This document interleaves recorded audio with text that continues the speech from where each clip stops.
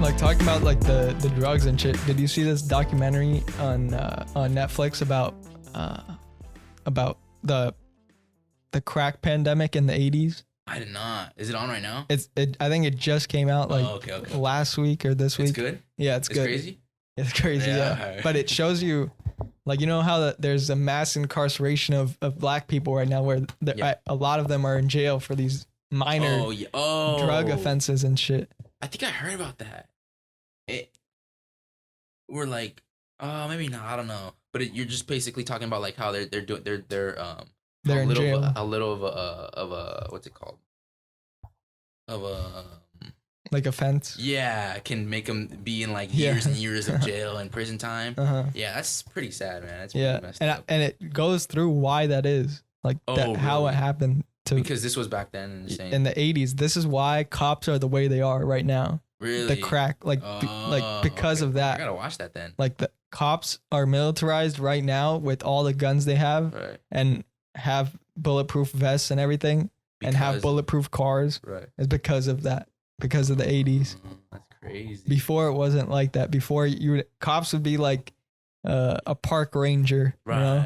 It would be like They'd that. be locked and loaded, sure, but they wouldn't be all like, you know. Yeah, it was for like, you know, safety, like walk somebody down the street or some shit, like, or like an animal or something like that, whatever. That's like I'm talking about like as an animal would be like the worst thing that would be happening to them, or like a bear or something like that for a park ranger or whatever. Yeah, or compared to like someone trying to, you know, disturb them in, you know, like in their job or whatever. And all that stuff. Like if somebody like broke into your house, they would call the cops and then they'd figure everything out, but it wasn't, you know, with full on military weapons. That's crazy. You know, and they didn't even have like bulletproof windows like on their cars or anything either. Oh yeah, no. It was just that's crazy, man. Everything's kind of It was more of a community, you know, like that. The cop was in your community. You knew the cop. Oh, that's what it was. yeah. But everything changed after that. Like I'll like explain a little bit of it, but at first this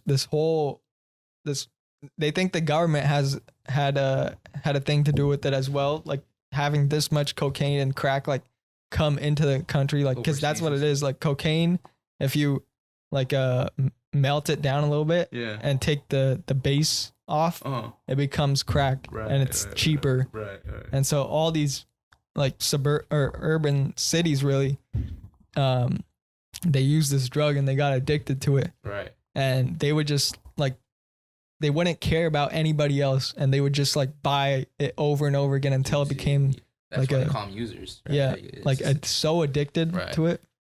And then these people that didn't use it, they were like, we need protection. We need like their gangs here. There's all this shit happening in these neighborhoods. Yeah. And so on the block, on the corners.